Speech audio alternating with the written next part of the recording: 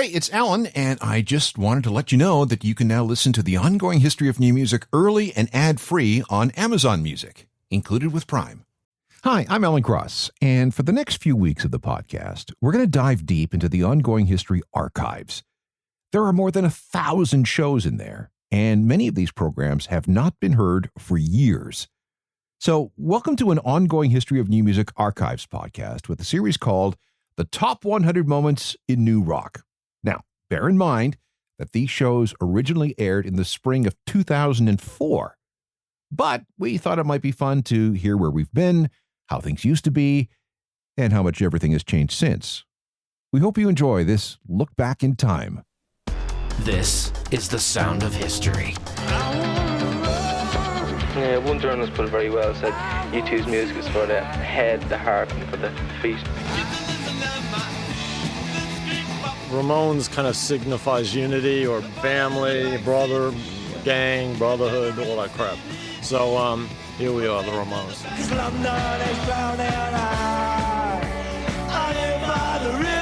The Clash has got a job on in trying to attempt its ridiculous aims.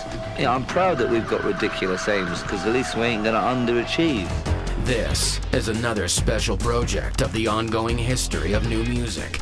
The 100 Greatest New Rock Moments Ever. Part 9. This is the ongoing history of new music podcast with Alan Cross.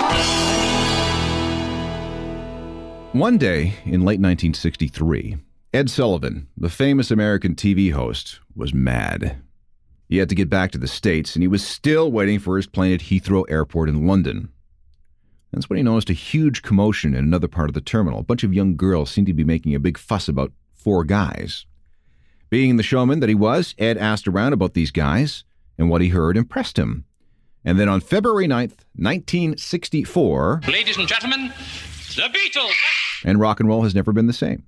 But who knows what might have happened had Ed's plane not been late, and had the Beatles not been at Heathrow at that exact same time. Hello again, I'm Alan Cross, and this is part 9 of a 10-part series on the 100 most fortuitous, synchronistic, coincidental, strange, and disturbing events in the history of new rock. The little things and the big things that have guided the evolution and created the mutations that have all gone into creating the music that we love. Now here's an example, and it's another event from the world of technology. Masaru Ibuka was fascinated with making things smaller, and one day in the 1970s, he went to his partner Akio Morita with an idea. Let's make a cassette player that's so small, it's only a little bigger than the cassette itself. Morita thought this was an interesting notion, so they took it to their marketing department and asked, so what do you think?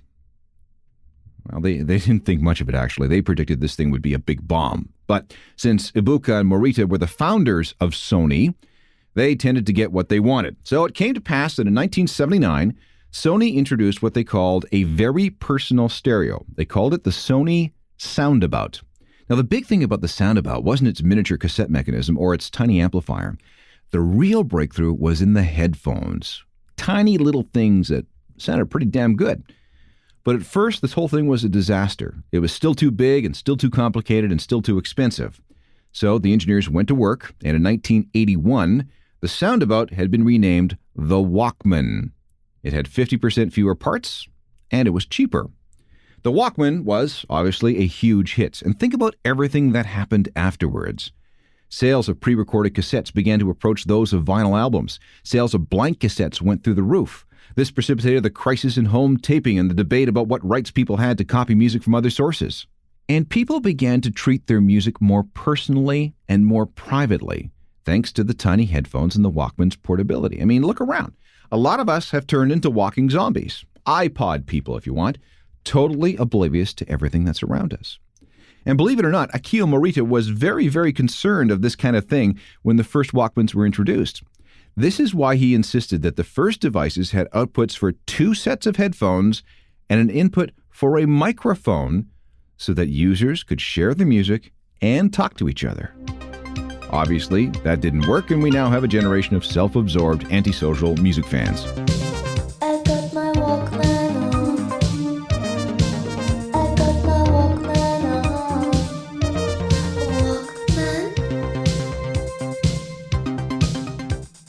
Walkman. The introduction of the Sony Soundabout, the big bang of the portable personal stereo revolution. That's New Rock Moment number 20.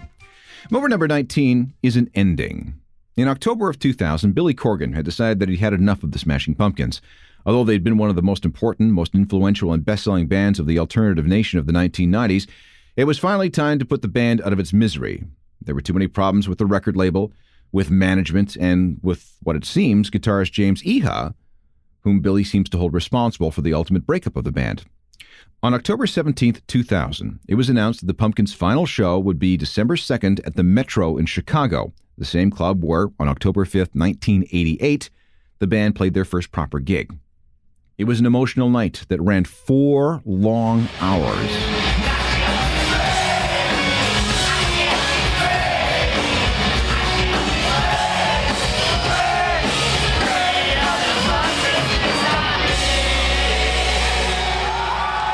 The end of the Smashing Pumpkins' career, a grand finale at the Metro in Chicago, December 2nd, 2000. That's New Rock Moment number 19. Moment number 18 is a beginning. On Saturday, April 5th, 1980, Kathleen O'Brien had a party. It was her 20th birthday. The party was held in an old church about 1/3 the way up Oakney Street, just across the street from that really tacky neon sign that said Jesus Saves. Now, this church used to be an Episcopalian church, but by 1980 it was a flophouse for University of Georgia students who couldn't afford to stay in the dorm. It was right out of Animal House. The lawn was covered in weeds and garbage, furniture all torn up, place smelled of stale beer. So in other words, it was the perfect place for a 20th birthday party. Now, Kathleen's party was particularly wild. Something like 400 people showed up and emptied over a dozen kegs of beer. Some of the music that night was provided by 4 guys using borrowed instruments. 2 of them actually lived in the church, and the other was Kathleen's boyfriend. They weren't very good, and they honestly didn't like each other very much, but they did the gig as a birthday present for Kathleen. And besides, the rule was the band got to drink for free. This group had no intention of staying together after Kathleen's birthday party. They were just going to show up, play a couple of tunes, drink more than their share of beer, and then go home. But that was before some frat boy stole a very fancy and very expensive Budweiser tap from one of the beer kegs. Kathleen had rented the tap from the liquor store and had left a bad check as a deposit, which meant that once it was stolen, she was in big trouble. So the guys in the band felt really bad for Kathleen, and they decided to play one more quick gig at one of the local clubs. Any money they made would go towards paying for this new tap at the liquor store. That show went all right. So it led to another, and another, and another. And before they knew it, not only did the liquor store have a new tap, this new group, calling themselves REM, was a full-time concern. All because some drunken frat boy wanted to decorate his room in Budweiser stuff. Moment number 18. REM's career launched by a theft.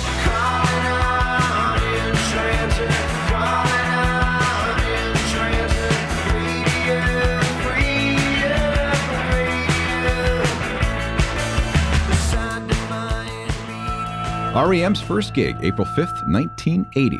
New Rock Moment number 18. Our next event is also a beginning, and it also happened at a house party, but this time it was in Raymond, Washington. Raymond, Washington is this little town on a back highway heading towards the Oregon border. The date was sometime in March of 1987. Nobody is really sure of the exact date. A new 3-piece band had somehow convinced the organizer of this party to let them open for a local metal group. The name of this new group was, we think, Skid Row. Or it might have been Throat Oyster. Or maybe it was Bliss. Or it could have been Windowpane. Nobody seems to remember the name of the band either. But we do know for sure who was in the group. The drummer was a dude named Aaron Burkhardt. The bass player was this 6'8" guy named Chris Novoselic. Out front was a skinny, scraggly stoner named Kurt Cobain. About a year later, the group would be renamed Nirvana, and, well, we kind of know how all that turned out.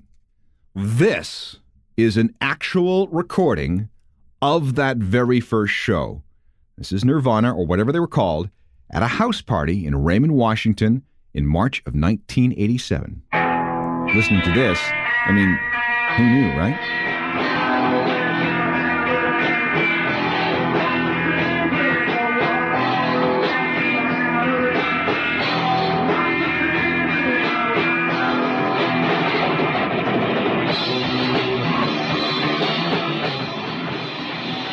Nirvana plays their very first gig in March of 1987, although they weren't called Nirvana back then.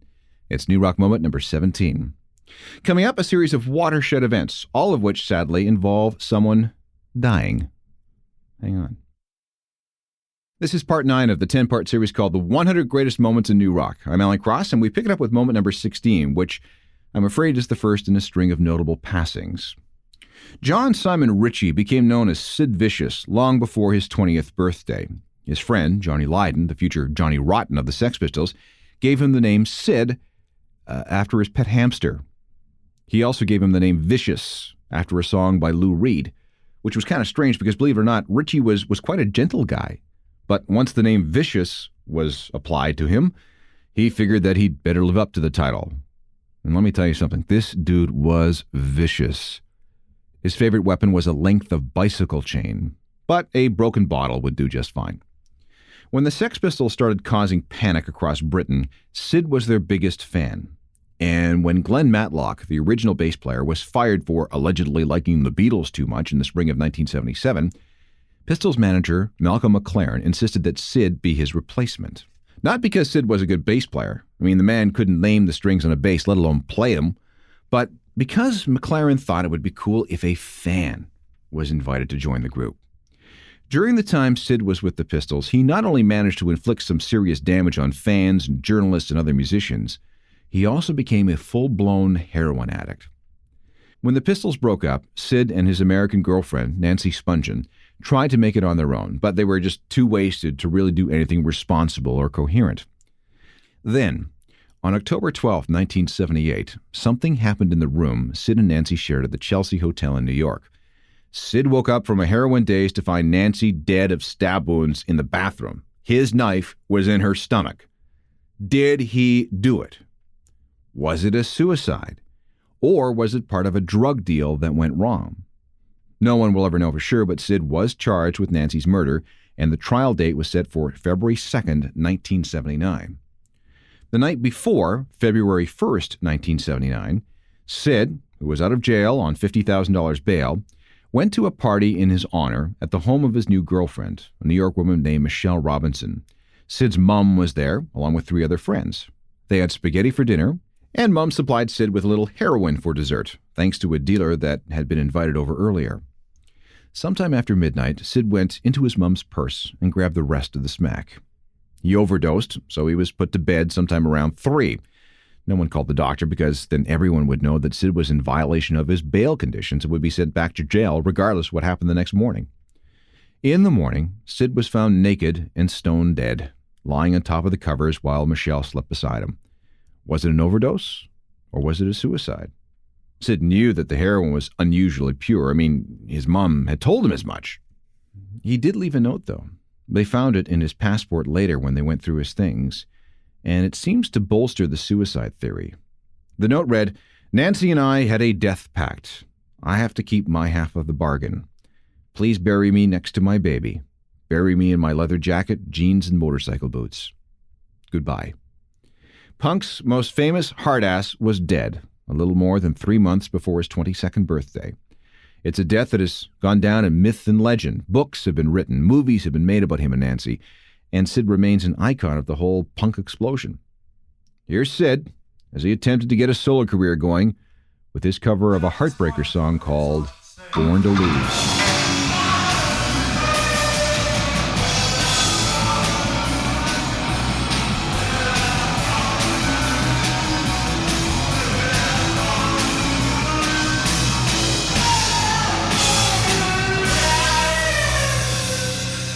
The death of Sid Vicious, great New Rock moment number 16. Another punk death comes in at number 15. As self-destructive as Sid was, Joe Strummer of The Clash was determined. He was the privileged son of a diplomat who decided to live with his down-and-out punk friends. As a member of The Clash, Joe helped redefine punk rock, moving it beyond its 3 chords and an attitude roots. Away from music, he was very political, railing against things like poverty and racism, helping out labor groups wherever he could. To a generation of punk fans, he was every bit as inspirational as John Lennon had been to the previous generation. He mellowed a bit as he grew older, And by the end of 2002, it seemed that there might be a Clash reunion after all, after years and years of rumors and false starts. But then on Sunday, December 22nd, 2002, he took his dog out for a walk around the block in Somerset, England. And sometime after they came back, Joe had a heart attack and died on the kitchen floor, probably the result of some unknown hereditary condition. Joe was just 50. One of the founding fathers of punk and new rock was dead.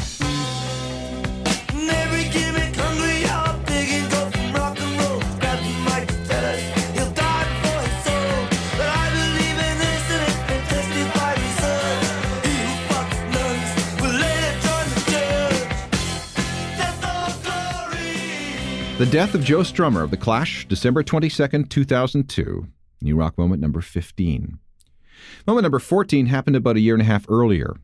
Joey Ramone, perhaps the most influential punk rocker ever, had lost his long fight with lymphoma. See, Joey had been sick with cancer for years. Although it was an open secret in some circles, nobody talked about it. And for a while, there was no need because he seemed to be doing okay. But on December 30th, 2000, Joey was walking down the street in New York City when he fell and broke his hip. This was a bad break, and doctors had to take him off his chemo so he could undergo surgery. He was released for a few days in February, but he came back to the hospital soon after. While the hip healed, the cancer came back. His immune system was systematically destroyed. Infection settled in, and he never returned to his apartment. On Sunday, April 15th, his family was called to his room at Presbyterian Hospital in New York. By 2:40 that afternoon, Joey Ramone had gone to that great gig in the sky. Now, it's impossible to imagine where we'd be without the Ramones today. Although the mainstream treated them as a joke for decades, they were, in fact, one of the most important bands rock and roll had ever seen. Without the Ramones, bands like Green Day and Nirvana and The Offspring and Pearl Jam wouldn't exist. That's why his death hit so many people so hard.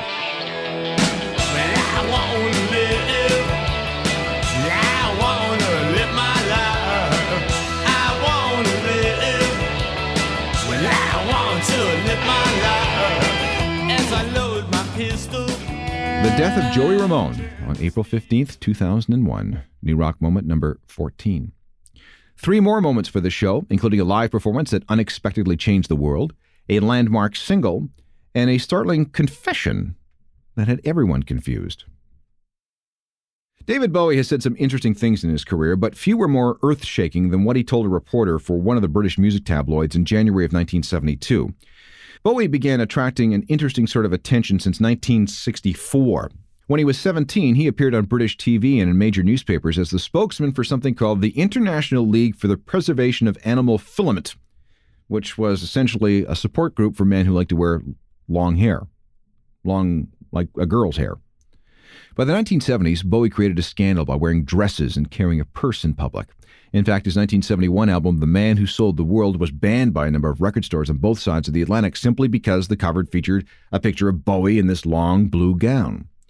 But the real event came on January 22nd, 1972. And here's the quote that did it.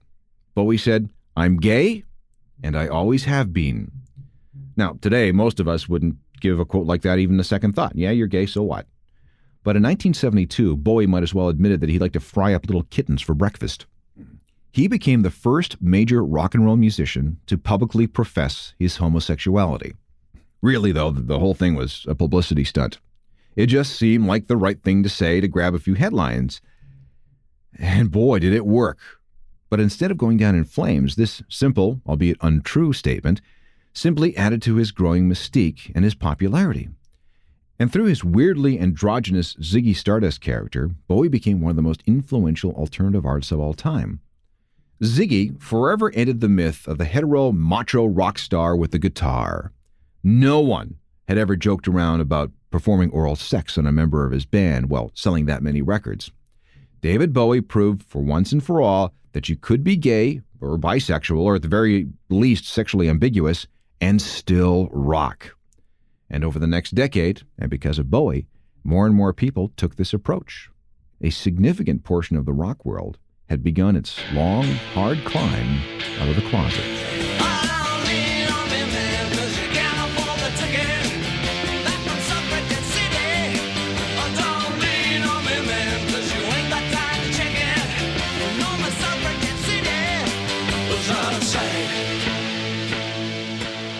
David Bowie's off-the-cuff remark about being gay and everything that followed. New rock moment number 13. For moment number 12, we must go back to the summer of 1990. At the time, the Pixies were a huge, huge draw in the UK. And that's why they were always near or at the top of the indie charts, and that's why they were invited to headline the main stage on the final day of the 1990 Reading Festival. Very prestigious honor. When they hit the stage, the crowd went nuts. And by the time they got to this song, more than 30,000 people were singing and screaming along with Black Francis.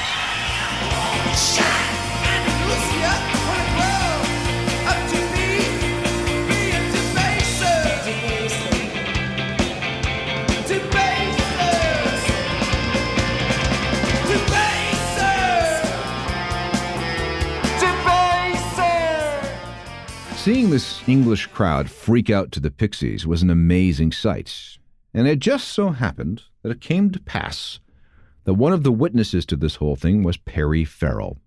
His band, Jane's Addiction, was also at Reading that year, and Perry was really enjoying the vibe. In fact, he had been thinking, hey, why can't we do something like this in North America? You know, this annual festival featuring a lot of cool new bands. Then the Pixies came on and blew the crowd away. And it was the sight of 30,000 Pixies fans singing along with Debaser that convinced Perry that his concept would work. The set by the Pixies that day indirectly resulted in the annual Lollapalooza Festival, the premier live event for spreading the gospel to the alternative nation for much of the 1990s. That's a true story, and another indication of how influential the Pixies really were, even though they weren't selling that many records. The Pixies inspired Lollapalooza, and thus everything that came after it.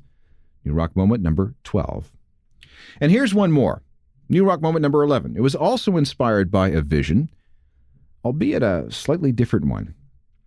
During the summer of 1972, Patti Smith, a would-be poet from New York, went to Paris, where she had some kind of epiphany while visiting the Père Lachaise Cemetery. Patti was at the gravesite of Doors singer Jim Morrison when it occurred to her that maybe she could be more than just a poet.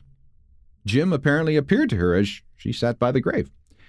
And when she got back to the States, she began using a guitar player and a piano player to accompany her when she did her readings.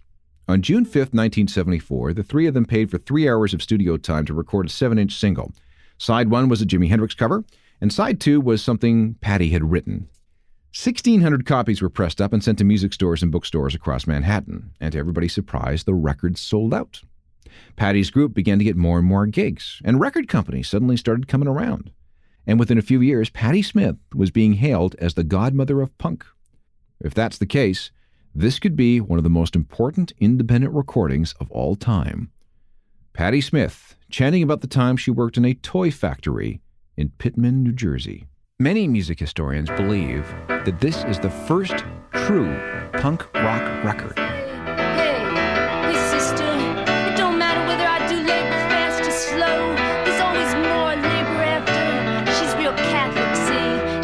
Her cross and she says, there's one reason you do it my way or I push your face in. We need you in the John if you don't get off here insane. Piss Factory from the summer of 1974, named by some as the first ever true punk rock record. And it all began with that graveside vision Patti Smith had in Paris 2 years earlier. New rock moment number 11. Here's what happened on part 9 of the top 100 moments in new rock. Number 20 involved the introduction of the Sony Walkman. At 19, it's the final Smashing Pumpkins show. At least we thought it was. Moments 18 and 17 involved New Beginnings, the first gig by R.E.M. and the first show by Nirvana. 16, 15, and 14 all involved people dying. Sid Vicious of the Sex Pistols, Joe Strummer of The Clash, and Joey Ramone of the Ramones. Number 13 was David Bowie's Gay Confession, while the Pixies inspiring Perry Farrell to start up Lollapalooza was number 12. And at number 11, it's Patti Smith's revelation, which led her to release what could be the first true punk rock record. On the final show, I don't want to give too much away, but the moments will include a mix of technology and life and death. Be sure to go back to previous episodes in the series to hear what's happened so far on our list of the top 100 moments in new rock history. If you want more like this, there are hundreds of ongoing history of new music podcasts available for free. All the platforms have them. Make sure you follow and like the feed so you never miss an episode. Plus, if you can rate and review, that would be great.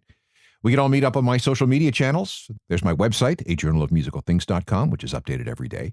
Plus, there's the free newsletter that goes with it.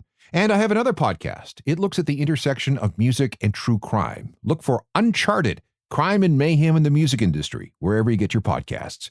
And I welcome any emails. Just drop me a line at alan@alancross.ca. Technical production is by Rob Johnston. We'll talk to you next time. I'm Alan Cross.